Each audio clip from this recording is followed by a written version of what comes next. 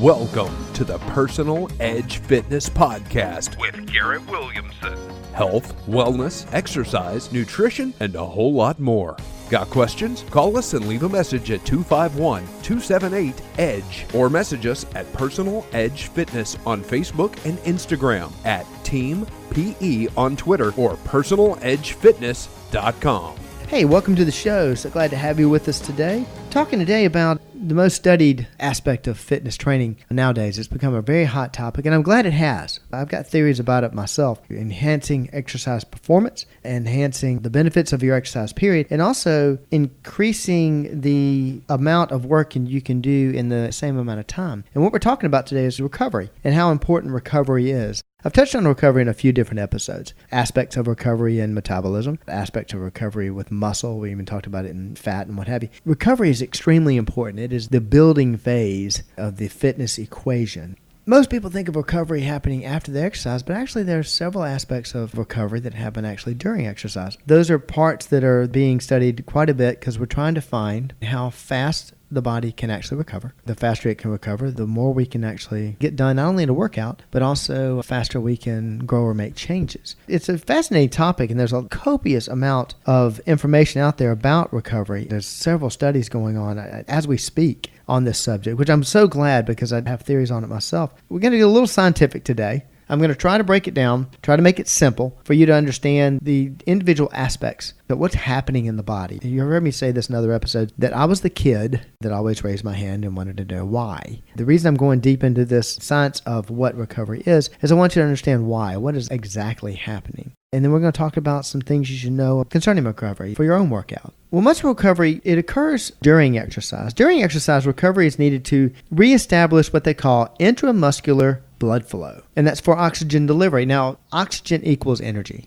When you're sprinting, at the end of a sprint or even during the sprint, you're breathing really hard and in and out, you're breathing. So what's happening is that your body's requiring a bunch of nutrients. It's requiring energy. It's the leg muscles are requiring a lot of nutrients and a lot of energy in order to fire. It's requiring blood flow, which is what's going to get nutrients to those different body parts. Since a lot of oxygen is needed, then that whole pulmonary system is going to be working because you're getting oxygenated blood to those extremities. So your body's going to be requiring a lot of oxygen. Well, you're going to need a type of recovery during exercise which reestablishes the blood flow of oxygen. And this promotes the replenishment of what we call ATP. It's actually the replenishment, if you want to get real technical, of phosphocreatine, which is used to resynthesize ATP. Now, I'm getting a little too deep, so I'll tell you what we'll do. We'll just focus on, we want to make sure that ATP gets restored in the muscle. And ATP, when you're breaking down a muscle, the ATP is kind of the gasoline for the muscle, you'd say. It's adenosine triphosphate, if you want to know what it is. It's basically the gasoline for the muscle, and it is there so that the muscle can fire. When it is done, when you're finished with a set, you hit rep number, whatever you're going to, an 8 rep or 10, 12, 15,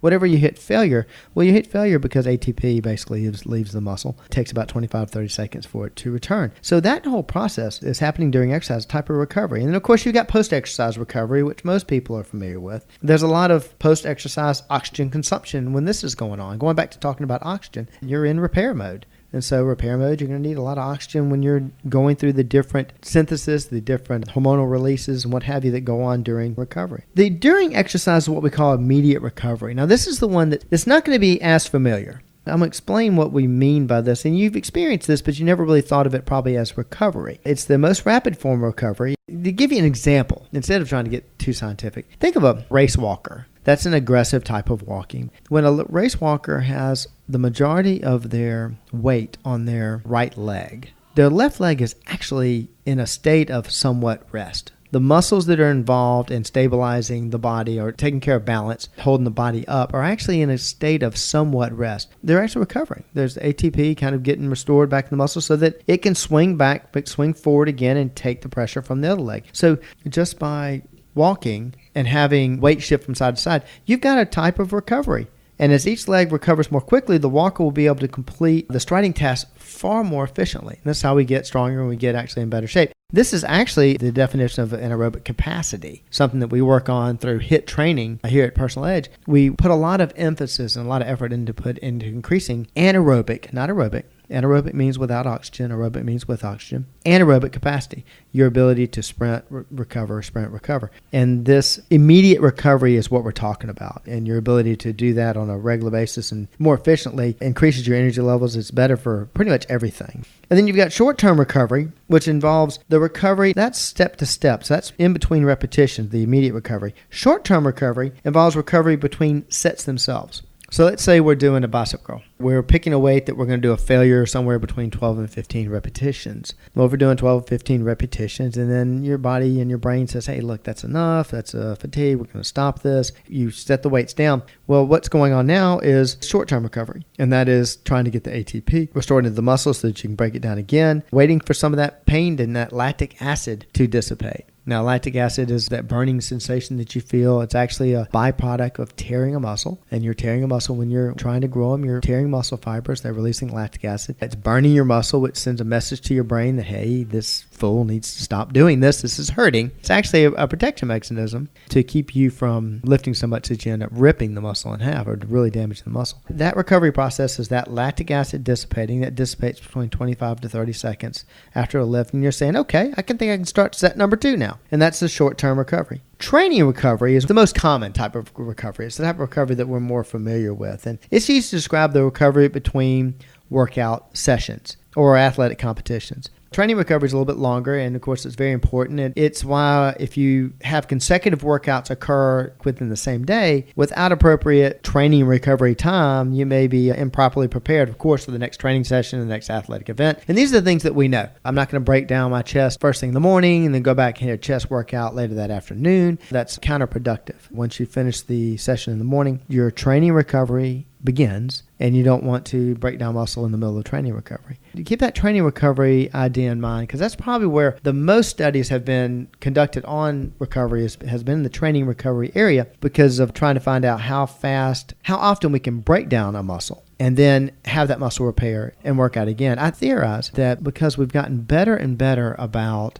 understanding how this human body works and understanding the different aspects of it, we're actually going to be able to work out a lot faster, work out a lot more frequent than we think we are. I'll get to that in a minute. Another aspect of it, of course, is fatigue. And we can't really talk about recovery without talking about some sort of fatigue, because you've got fatigue in a couple of different areas. Now, I'm going to get into a definition, believe it or not, of fatigue, because I want you to really understand what it is. Fatigue can be described as a failure to maintain the expected force or the inability to maintain a given exercise intensity or power output level. Now, the reason I use that definition, especially that last part, inability to maintain a given exercise intensity or power output level, is there are 2 types of fatigue. There's peripheral fatigue and there's central fatigue. Now, I'm not going to get too deep into this, but peripheral fatigue is what you're kind of used to. You know, the muscle, go back to my bicep curl, that's a simple muscle movement. There's not a whole lot of muscles involved there with a bicep curl. You got the bicep, a little bit of forearm movement, but you're basically directly assaulting that bicep. And you know when that thing hits the wall. If you will hold your form perfect and you don't start swinging your arms or letting your elbows past your sides move back and forth, you hold them still,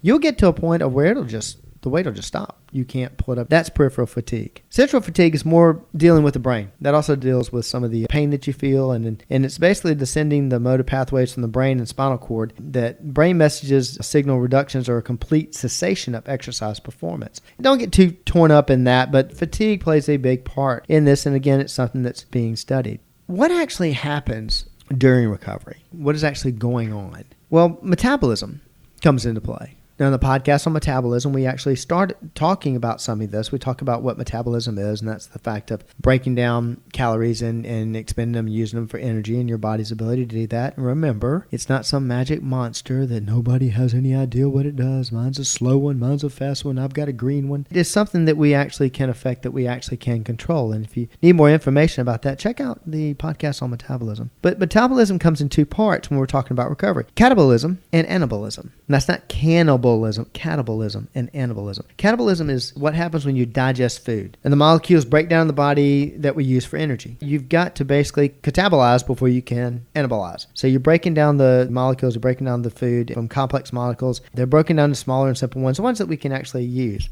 An example of this particular type of catabolism is glycolysis, breaking down of sugars and using sugars. It involves several hormones, and I bring this up because we talked about this in the metabolism podcast. The different hormones that are involved with that particular movement in metabolism is adrenaline, cortisol, glucagon, a bunch of those. So don't get too deep into that, but it's basically breaking down and digesting your food and molecules so we can use it for energy. The other side of it is anabolism, growth and building. Anabolism, that's where anabolic comes from, and anabolic steroids come from, and that's the growth and the building of it. But if you don't have that first, if you have some kind of inhibition in that first part, you're not going to grow.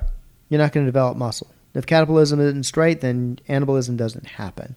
The hormones that are involved in that are, of course, estrogen, insulin growth hormone, and, of course, testosterone. When we talked about muscle, we talked about the differences in the genders and that men typically have much higher levels of testosterone than do women, which is why men will typically develop larger muscles than women. Those women do have testosterone. There is some muscle development going on there. So those are the different hormones that are involved with it, two parts of it. Now, hopefully that describes a little bit about what's going on in recovery. We're breaking down muscle tissue in a workout, and then your body starts breaking down food and using those nutrients in the food to build back muscle. And as I described before, a personal trainer, a fitness enthusiast working out, doing resistance training, doing running, whatever, anything that involves tearing of muscle fibers, that's what they're doing. They're actually breaking down muscle tissue. We're not building anything. Not in a workout. We're the hurricane, knocking down the straw house so that they'll build back a wooden one. And we're going to knock down that wooden house so they'll build back a brick house. That's what's going on. And if you don't have the right pieces in your diet, which are the right amount of calories first, and then making sure you've got the right amount of protein, and then the right amount of, the calories go along with that. I would say carbohydrates too, for the synthesis of the protein. Then recovery is really not going to happen. Recovery will go on, but it won't have the building blocks, so it's going to do a patch job, I guess you'd say. Your body goes into a survival type of situation where it can't really build new muscle. It can only pretty well do its best to repair what's there. Sort of like a truck veering off the road and going through a wood fence. But the farmer doesn't have enough money to buy new boards, so he takes whatever pieces and parts he's got there and just kind of makeshift fixes the thing. Well, that's what's going on in your body if you're not giving it the right amount of calories first, and then, of course, the protein to build the building blocks to build back the muscle. I'm on that soapbox. Actually, I hate to say it's one of my favorite soapboxes. I wish it was not a soapbox whatsoever, but I see so many times where people they work out really, really hard, but they're not doing the other half of it. So therefore, they're almost running in place, and in many cases, causing injury. Knowing a little bit about what recovery is all about is pertinent to why they're studying it so much. Some of the things that I told you, especially when I was talking about central fatigue and peripheral fatigue, they don't know all the aspects of that. And remember, the human body people have been studying that since the 1700s, if not earlier. The first autopsies recorded at that time. Da Vinci actually broke into the catacombs to do autopsies and study the body because it was illegal. He would have been jailed or even killed for doing that. So we've been studying this machine for a long time. We still don't know everything there is to know about it. And we're spending a lot of time studying recovery because, as a theory I had, we can speed up heart rate, obviously. We've learned to begin to speed up nutrient transport. And if you pay any attention to any of the supplements out there and the different, especially athletic type supplements or food products, the fitness magazines or even USA Triathlon has some of these articles about getting optimum nutrition and being able to get glycogen stores to your muscle faster. We know there's avenues to make that happen. We know there's avenues to getting nutrients to our muscles faster. Okay, so if we know that there's a way to get nutrients to our muscles faster, that's one aspect of building muscle back. Well, we can also speed up production. We can speed up functions in our body. So if we can speed up transport of the nutrients to the muscle as it repairs, and we can possibly speed up the functions themselves, the metabolism, the catabolism, the anabolism, then it's possible that we may find the optimum level of nutrients and speed of production that allows us to do a workout, take the body to full failure, whatever body part you want to, and then turn around within 24 hours and break that same muscle down again. I hope that makes sense to you. And the reason that's so important is because if we're able to do that, we can actually do a workout that would take, maybe you could do it 3 times during the week. You'd actually do that workout 6 times in the week and actually grow even faster. I'm excited about that, as you can tell, because it would be great if we can recover a lot faster. That would be fantastic. I think the research will also show how we can recover during exercise, so our athletes will actually perform better. You would actually perform better. I'm glad they're spending a lot of time investigating this or studying this. There's pertinent questions, recovery questions, for any fitness enthusiast. Pertinent because, there's some things that you ought to be concerned with as far as recovery is concerned. And everything from the immediate recovery to training recovery to short-term recovery, all of it. And one of them that we get quite often, I know that you've probably been concerned with this yourself, and that's how much rest between sets. Between sets, remember, that's short-term recovery, and that's not your immediate recovery. Rest between sets is affected by several factors. There are specific rest periods between multiple set training for different training protocols. It depends on what you're trying to get out of the exercise, what you're trying to do. There's several exercise physiologists I follow on this particular subject. Of course, Len Kravitz, who you've heard me talk about several times, has done quite a bit of work on this. On stretching, Mike Bracco really leads that. Kravitz has done quite a bit on the recovery.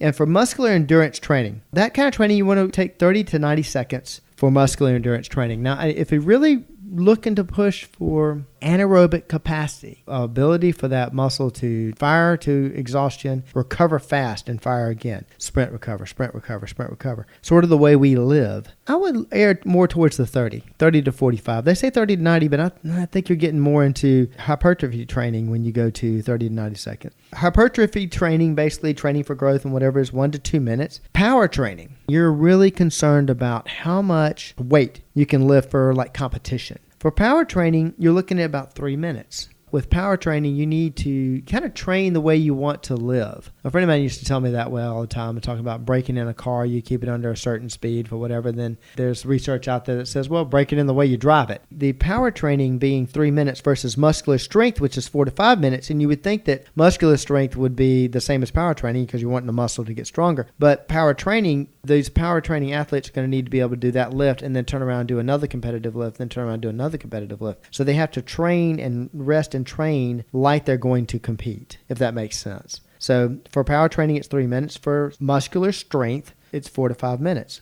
They have different classifications for people that are well adapted to strength training. They say it's basically 3 minutes, but don't get too confused. You can see what I'm saying there. Training for anaerobic capacity, not really worried about how much weight you're lifting, but your body's getting more fit, getting more efficient. Then you're going to do the shorter periods. If you're looking for strength gains, super strength gains, and power training, that's going to be a longer time. So a power lifter is going to have a longer training workout, longer short-term recovery than is a bodybuilder doing hypertrophy training or muscular endurance training. Also, how much rest between sessions? Now, this is the one I told you about that they're doing a lot of studies on. I'm hoping one day they're able to prove that we can actually increase our recovery time and go faster. The greater the stress of the workout, the greater the overall muscle recruitment and the greater potential for muscle damage or improvement, actually. And I know it sounds like it's an oxymoron when I say damage but improvement. When you're breaking down muscle tissue, that's known as muscle damage. And that's what we're trying to repair and rebuild and make stronger in the recovery period. And it makes sense that the more intense the session, the more muscles that are involved in recruitment, the more damage that's done, obviously, the longer time that you'll need to recover.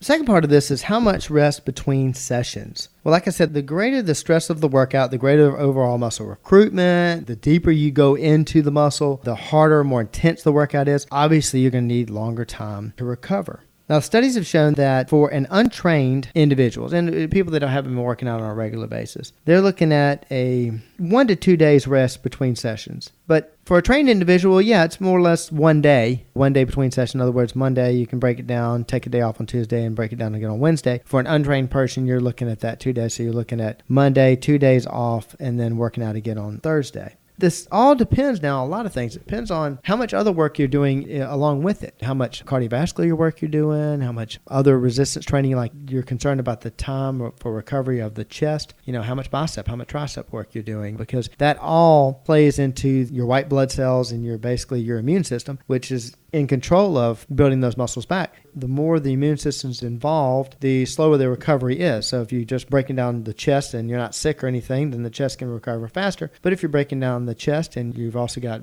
torn up biceps and triceps and thighs, that's going to slow down the whole production. Think about sticking a piece of chicken in the microwave. At your microwave, it's going to take 30 seconds to warm that baby up, but put 4 pieces of chicken in there and maybe the vegetables, maybe a whole plate full of food. Well, now you're going to take longer. And that's kind of what's going on. It's going to be a drain on your system, the more things that need to be repaired. Also, that plays to being sick. Talk about not breaking down muscle tissue when you're sick. And there's different studies about this. I'll do a show on that sometime that talks about the benefits of any kind of exercise or what have you in different types and stages of being sick or having a cold. But anytime your white blood cells are being taxed, because you're sick. Well, that's going to slow down muscle recovery, which is why they tell you typically don't work out when you're sick, even though a lot of people want to, and they say it makes them feel better because they're having an oxygen high because of the blood transport. It's a way to go backwards. It really is, as far as breaking down muscle tissue. Another question we get, is there a gender difference? A gender difference has been shown in fatigue and factors influencing recovery. Fit women have a greater resistance to fatigue than their male counterparts. Therefore, fit women are able to sustain continuous and intermittent muscle contractions at low to moderate intensities longer than physically active men. Pretty interesting. The ladies have that one on us, guys. They really do, which is kind of neat. I'm wondering if it has to do also, I haven't looked into this, but you get into larger muscle groups in a body part. And if you're measuring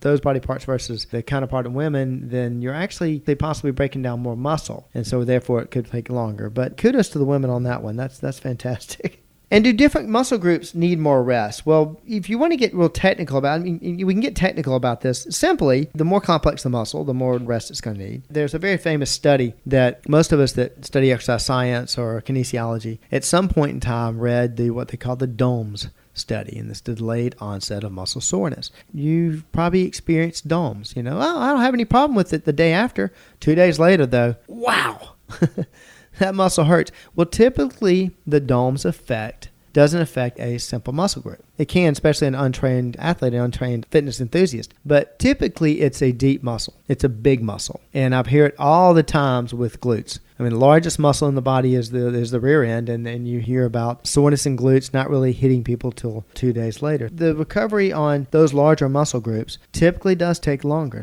Obviously, nutrition plays a part of all this. And I talked about the protein, make sure you have the protein for catabolism and for catabolism to break down, and therefore anabolism can happen. But we get questions all the time, but do certain supplements aid in the recovery of training? Many supplements have been used to assist in recovery of training. Many supplements have been used. Are all of them effective? Not so sure. But yeah, there are a lot of them that are very beneficial in recovery. 2007 study that provided evidence on certain antioxidants, such as vitamin C, vitamin E, and other that were stated to have an effect on increasing recovery. Basically, all of those dealt with muscle damage. And of course, the antioxidants are going to play a part in fixing muscle damage. Anytime you fix muscle damage, you're going to enhance the recovery of training. They don't eliminate muscle trauma from the exercise. They only minimize some of the signs and symptoms. So also keep in mind that you've got the RDA, at least, of the vitamin E and the vitamin C in your system is important. More is not always better. Overdosing on some of these vitamins can actually cause some problems. It can cause gallstones and stuff like this. So be careful with going overboard with it. But yeah, making sure you've got a good amount of that on board is not a bad idea and does aid in recovery. Something that's talked about quite often is massage therapy and rolling, using a roller on the muscles, which is a form of massage. But massage therapy in general, does that affect or help the recovery process? And they've, of course, done studies on this.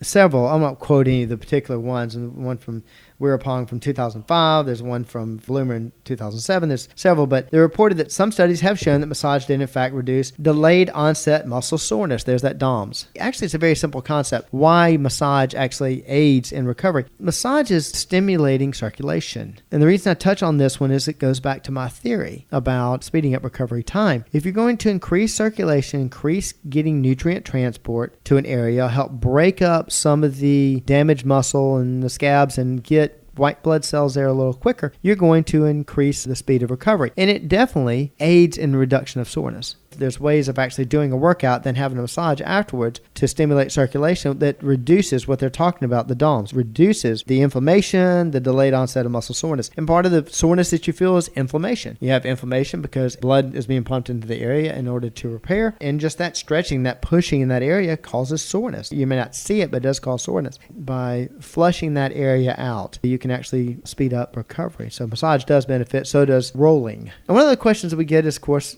dealing with time passing on a calendar. Does time passing on a calendar affect recovery? Now, that's something that a lot of people believe. The main reason why people believe this is they say, oh gosh, I used to recover so much faster. Well, there's a simple reason why that was. Your lifestyle was different. And you may be spending 30 minutes or an hour in the gym working out really hard when you may have done that when you were a kid, plus you ran around all day. Plus, you were jumping on the ground, getting up, and what have you. You were firing these muscles all day. You were doing a lot more work with them than you are now. And when you do now this session, you're doing it in more of an untrained state compared to your younger lifestyle. Not younger body, but lifestyle. So therefore, it's going to feel like you're taking longer to recover. In actuality, it's the same amount of time that if you take the same untrained body and it was a 20-year-old, they'd have the same soreness, same problem, same recovery, slow recovery. Proving once again, age determines nothing as far as our fitness ability is concerned. Which brings me to a program note. I've got a podcast coming up pretty soon. We've actually got a series of 5 talking about the lie of aging.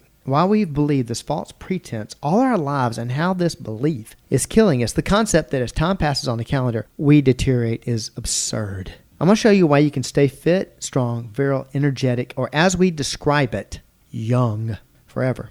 I'm going to show you how all of it's within your control. Make sure you like and subscribe to this channel so you'll know when that's coming out. It's the lie of aging, folks, and I'm looking forward to breaking all that information down for you.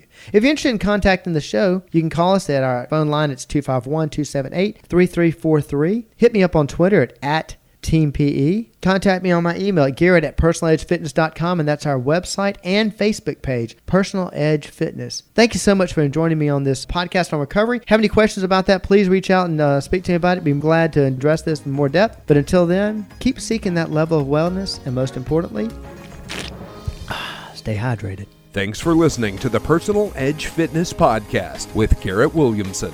Subscribe now and be a part of the show by calling 251-278-EDGE or message us on Facebook and Instagram at Personal Edge Fitness or at Team PE on Twitter, and visit us at personaledgefitness.com.